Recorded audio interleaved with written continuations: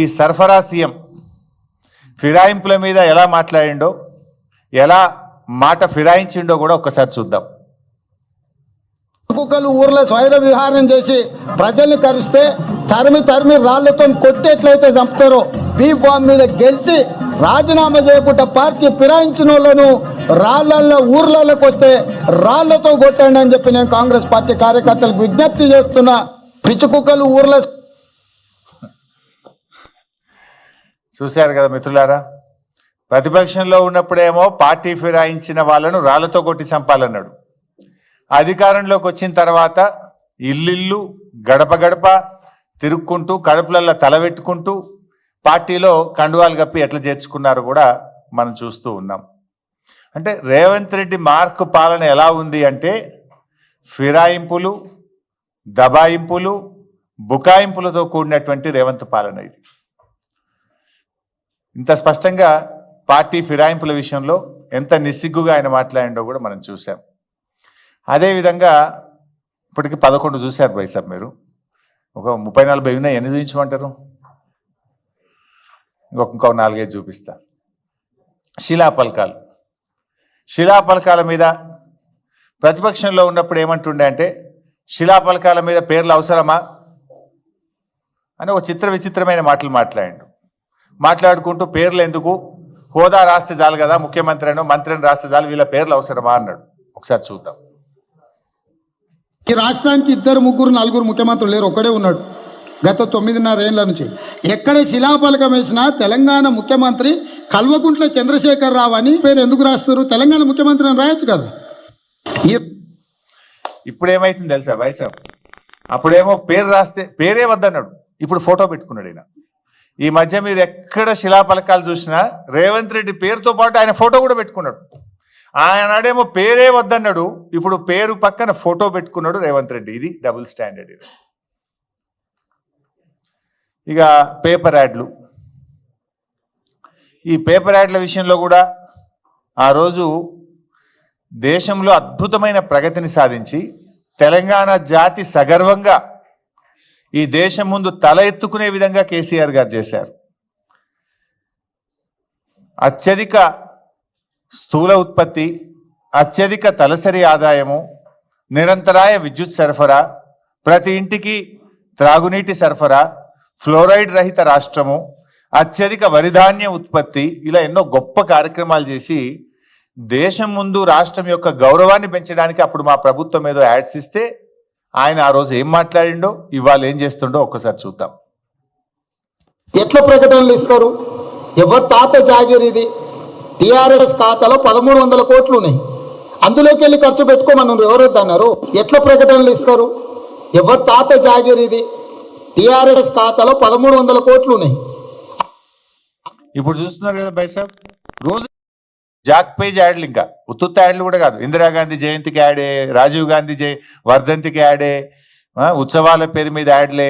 రోజు మరి అడ్డగోలుగా ఎవరి జాగిరని ఇస్తున్నావు నువ్వు యాడ్లు? మరి ఎవరి డబ్బు? ప్రజల డబ్బును నువ్వు ఈ రకంగా నీ ప్రచారం కోసం ఏ రకంగా ఖర్చు పెడతావని మాకు అడగరాదా? మేమిస్తేనేమో బ్యాడ్ అట, ఆయన ఇస్తేనేమో యాడ్ అట. ఇది ఆయన 2 నాలుకల ధోరణి. అదేవిధంగా మూసీ విషయంలో ఆయన గారు ఏం మాట్లాడిందో కూడా మీ అందరికీ తెలుసు. ఇది ముఖ్యమంత్రి అయినాకనే మార్చిన మాట. ఇంక ఇది ప్రతిపక్షంలో ఉన్నది కూడా కాదు.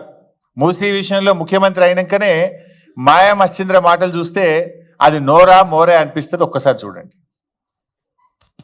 పరివాహక అభివృద్ధి కోసం 5 ఏళ్లలో 1,50,000 కోట్ల రూపాయలు 1,50,000 కోట్ల రూపాయలతోని ప్రణాళికలు సిద్ధం చేసి, మరి 1,50,000 కోట్లు అనేది ఎక్కడి నుంచి వచ్చింది? 1,50,000 కోట్లు అనేది ఎక్కడి నుంచి వచ్చింది? సుందరీకరణ అనేది ఎక్కడి నుంచి వచ్చింది? మూసి చూసింది కదా బైసాబ్, తన నోటితోని తానే 1,50,000 కోట్లని నొక్కి చెప్పిండు. మళ్ళీ ఆ తర్వాత 1,50,000 కోట్లు అనేది ఎక్కడి నుంచి వచ్చిందని మిమ్మల్ని అడిగిండు విలేకరుల సమావేశంలో. మిమ్మల్ని దబాయించిండు. అది ఎక్కడి నుంచి వచ్చింది, ఎవడు చెప్పిండు మీకు అని ఉల్టా దబాయించింది ఆయన. అంటే అనేది ఆయన్నే, ఉల్టా అడిగేది కూడా ఆయన్నే, దబాయించేది ఆయన్నే, మళ్ళీ బుకాయించేది ఆయన్నే. పుట్టించేటోడు ఆయన్నే, ప్రశ్నించేటోడు ఆయన్నే. అంటే ఎట్లా ఉంటుంది ఈయన తీరంటే, ఇది వెనకటికో సామెత ఉంటుంది, చెప్పటోనికి చెవుడైనా వినటోనికి వివేకం ఉంటుంది అనే ఒక సామెత ఉంది. కనీసం ఆ ఇంగిత జ్ఞానం కూడా రేవంత్ రెడ్డి గారికి లేకపోయింది. నేనే చెప్పినాను కనీసం ఉండాలి కదా ఆయనకు. ఇక అప్పట్లో మా ప్రభుత్వంలో కొంతమంది కొత్త రాష్ట్రం ఏర్పడ్డది, కొంతమంది సలహాదారులు అవసరమని ఆనాడు మా ప్రభుత్వం కొంతమంది సలహాదారులను పెట్టుకున్నది. ఆ రోజు ఈయన కోర్టులో కేసేసిండు. అసలు ఇంతమంది సలహాదారులు అవసరమా, వీళ్ళ క్యాబినెట్ ర్యాంక్ ఎట్లా ఇస్తారు, వీళ్ళకి స్టేట్ మినిస్టర్ ర్యాంక్ ఎట్లా ఇస్తారు, ఈ సలహాదారులంతా వేస్టు అని స్వయంగా రేవంత్ రెడ్డి మన హైకోర్టులో కేసు వేసిండు. ఆ కేసు ఈ రోజు కూడా నడుస్తుంది. Still that matter is pending in the high court. మరి సలహాదారులు వద్దని, సలహాదారులకు క్యాబినెట్ ర్యాంక్ ఇవ్వొద్దని హైకోర్టులో కేసు వేసేటప్పుడు మనం ఏం చేస్తాం, ప్రమాణం చేస్తాం. విల్ గివ్ ఎన్ అఫిడవిట్ ఏమి ఇస్తాం, రాజ్యాంగం మీదనో దేవుడి మీదనో ప్రమాణం చేసి మనం అఫిడవిట్ ఇస్తాం. నేను చెప్పేదంతా నిజం, నేను చెప్పేదంతా కూడా నాకు తెలిసి నేను కరెక్టే అని అఫిడవిట్ ఇస్తాం హైకోర్టులో. అఫిడవిట్ ఇచ్చి హైకోర్టులో వేసిన రేవంత్ రెడ్డి ఇవాళ ఏ రకంగా సలహాదారులను అపాయింట్ చేసిండు, పార్టీ ఫిరాయించిన వాళ్ళకు కూడా క్యాబినెట్ ర్యాంకులు ఇచ్చుకుంటా ఏ రకంగా సలహాదారులు ఇచ్చిండో మీకు తెలియదా by sir? Is it not double standard? ఒకసారి అది కూడా చూద్దాం.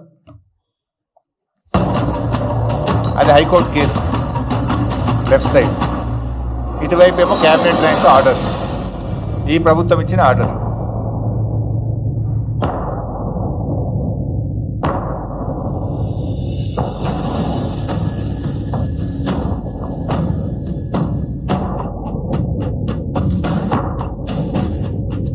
చాలా మందికి పెద్ద లిస్ట్ ఉంది, అది చదివితే పేర్లు, ఆ పేర్లను చదవాలంటే ఇంకా చాలా ఉన్నాయి. అంటే ఇప్పుడు ఆయనే సమాధానం చెప్పాలి. హైకోర్టులో నువ్వే అఫిడవిట్ ఇచ్చినావు, నీ సంతకంతో నువ్వు అఫిడవిట్ ఇచ్చినావు, క్యాబినెట్ ర్యాంక్ ఇది అన్యాయం, తప్పు, ఇది అన్కాన్స్టిట్యూషనల్ అన్నావు. ముఖ్యమంత్రి కాగానే మారిపోతుందా? ఇప్పుడు దీనికి ఆయనే సమాధానం చెప్పాలి. ఇక యూట్యూబ్ ఛానళ్ళ గురించి మీకు తెలిసి ఏమన్నాడు. ఆ రోజేమో యూట్యూబ్ ఛానళ్ళు చాలా గొప్పవి, మీరే గ్రేట్ అన్నాడు వాళ్ళని. ఇప్పుడు ఏమంటుండు యూట్యూబ్ ఛానళ్ళ మీద అంటే, వీళ్ళందరూ కూడా అరాచక ఛానళ్ళు అట, వీళ్ళంతా అరాచక ఛానళ్ళు, వీళ్ళు అరాచకం చేస్తున్నారు. ఏం అరాచకం ఏమన్నా, నీ బట్టలు ఇప్పుతురు అంతే, ఉన్నది ఉన్నట్టు నీ సంగతి అంతా బయట పెట్టిరు. నీ తప్పుడు విధానాలను, నీ ద్వంద్వ వైఖరిని, నీ ప్రభుత్వం చేస్తున్న అడ్డగోలు వ్యవహారాలను బయట పెడితే ఇవాళ వాళ్ళను అరాచక ఛానళ్ళు అనే బిరుదిచ్చి వాళ్ళ మీద అక్రమంగా కేసులు పెడుతుండు. అది కూడా ఒక్కసారి చూద్దాం.